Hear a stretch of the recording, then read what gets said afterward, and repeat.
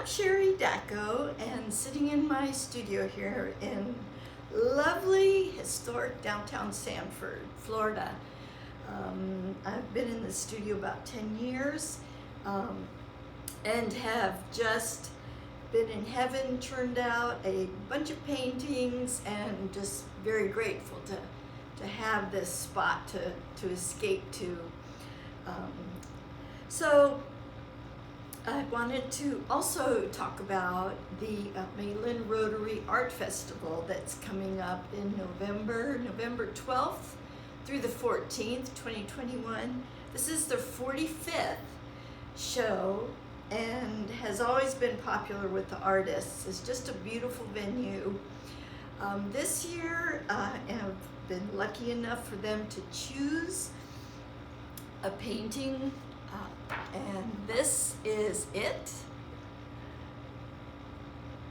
And it is the image that will be made into posters and t-shirts and will figure big as the identity of the show this year. So I'm very grateful for all the publicity, and they've just been great, allowing me to have a input with printing, that type of thing. So the main thing about Lily's Legacy is the name of the painting. Just wanted to give you a little background information about it. Lily was actually part of the Waterhouse family. Lake Lily is the place where the show is held. The booths are all on the periphery of Lake Lily. So in the painting I have Lily, the ghost of Lily, and you always have to add something a little creepy. It kind of adds interest, and there is supposedly a haunting in the old family house that's still there. It's actually pretty beautiful. It's a big wood frame house that you can tour through with all furnishings and all that. And at Christmas they decorate, and at Halloween they decorate and give tours. And those ghost guys have been there, and supposedly there's one of the daughters still haunts the place up in her bedroom. Okay, but back to Lily. I thought of her as probably being a big supporter of the fact that there's an art festival that for 45 years has been held in her backyard. So I put her in the lake. She's kind of preparing for this art show by decorating the lily pads. So it was just a spontaneous spark in my mind when I thought about the story of Lily and her whole family, and the mystery and a little spookiness, which is kind of right up my alley. So it was just a lot of fun to paint, and I'm just so pleased that it's had such a good response from everybody. So after seeing that particular painting, this is the most recent thing on my painting on my still on my easel. I'm still working on it, but it's sort of my latest style. I guess the style that I typically paint in is, it's very figurative. There's usually a person in it, and it's surreal. Salvador Dali, Rene Magritte, those guys figure very big, and even when I was in junior high I was studying those guys, so just always big inspirations. And this painting, the first version of it, was actually inspired by Rene Magritte, who was a surrealist painter. You probably remember the painting of the gentleman with the bowling hat on with the big green apple in front of his face. That's Rene Magritte. So my idea was I had 3 windows, if you can imagine. This was black and white with 3 windows, kind of banged up windows, just floating in the sky. And I finished that about 8 years ago. Still had the dancer in it, but her dress was her tutu was much plainer. It was very loose and not real well defined. The water wasn't that well defined. There was an island over here. So, and it just sat there in my studio, and I looked at it every once in a while, and I just knew it wasn't working. It just wasn't working. So I always say you're the boss. I tell students, you are the boss of your own painting, so you can do whatever you would like. So one day I just threw it up on the easel and started adding color. And I started here, and I decided to really tighten up, which is I've started to do these very tight, very detailed and brilliantly colored forms against a background that would really push them forward.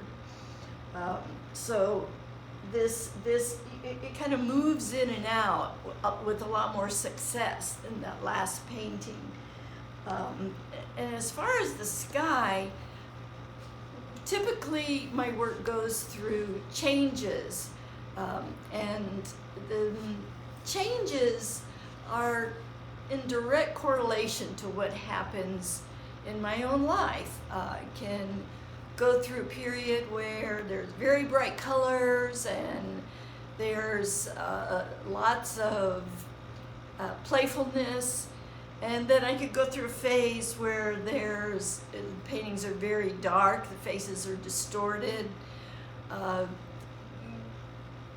Then I can go through a phase where I think about space, and I just, with all the imagery that's out there with from the Hubble telescope, that just throws off so many ideas, just the shapes. Parts of this could almost be like what you see in the Hubble telescope. It's just so three-dimensional, multi-dimensional. So I'm digressing. I wanted to talk about the fact that the sunsets, I really steered clear of sunsets for a long time. I figured they were kind of redundant. There were so many other painters that paint them, but for a while we were taking trips back and forth to Merritt Island, and when we came back home in the evening, the sunsets from the interstate were incredibly dramatic and brilliant and massive, with this color saturation that was out of this world. And I really wanted to grab some of those compositions and plug them into my paintings, and so that's with this one. It's a Florida sunset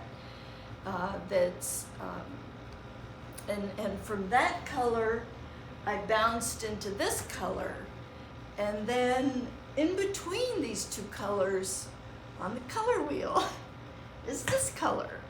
So the oranges will look more orangey and the blue-greens will look more blue-green if they're next to their complementary color.